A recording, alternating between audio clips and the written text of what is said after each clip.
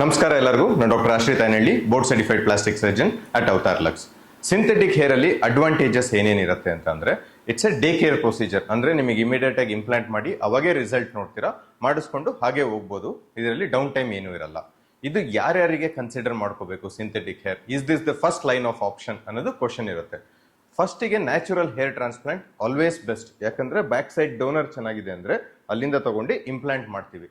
ಈಗ ಡೋನರ್ ಇಲ್ಲ, ನಿಮ್ದು already hair transplant is done ಅಂದಾಗ ಸಿಂಥೆಟಿಕ್ ಹೇರ್ ಆಪ್ಷನ್ ನ ಕನ್ಸಿಡರ್ ಮಾಡ್ಕೋಬಹುದು.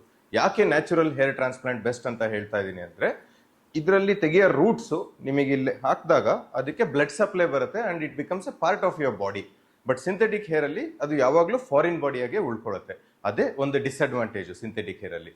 ಏನಾಗುತ್ತೆ ಫಾರಿನ್ ಬಾಡಿ ಆದಾಗ ನಿಮಗೆ ರಿಯಾಕ್ಷನ್ಸ್ ಆಗ್ಬೋದು. ಏನೇನ್ ರಿಯಾಕ್ಷನ್ಸ್ ಆಗ್ಬೋದು? ಒಂದು ಪಿಂಪಲ್ಸ್ ತರ ಬರ್ಬೋದು, small pimples, how you get on the face, ಆ ತರ ಸ್ಕ್ಯಾಲ್ಪ್ ಅಲ್ಲಿ ಬರ್ಬೋದು. ಇದು ಯೂಶಲಿ 99% ಆಫ್ ದ ಪೇಷಂಟ್ ಅಲ್ಲಿ ಆ pimples just ointment or drops ಇಂದ ಕಮ್ಮಿ ಆಗುತ್ತೆ. ಇನ್ನ 0.5% ಆಫ್ ದ ಪೇಷಂಟ್ ಅಲ್ಲಿ maybe I to give oral antibiotic for 3 days. ಇನ್ನ ಒಂದು 0.5% ಆಫ್ ದ ಪೇಷಂಟ್ಸ್ ಅಲ್ಲಿ ಮೇ ಬಿ ಅಲ್ಲಿ 2-3 ಎಲ್ಲಿ ಇನ್ಫೆಕ್ಷನ್ ಜಾಸ್ತಿ ಇರುತ್ತೋ ಅದು ತೆಗಿಬೇಕಾಗತ್ತೆ. ಇದು one of the disadvantage. Second disadvantage ಏನು ಅಂದ್ರೆ, ಇದು ಫಾರಿನ್ ಬಾಡಿ ಆಗಿರೋದ್ರಿಂದ ಬಾಡಿ ಯಾವಾಗಲೂ ರಿಜೆಕ್ಟ್ ಮಾಡಕ್ಕೆ ಟ್ರೈ ಮಾಡ್ತಾ ಇರುತ್ತೆ.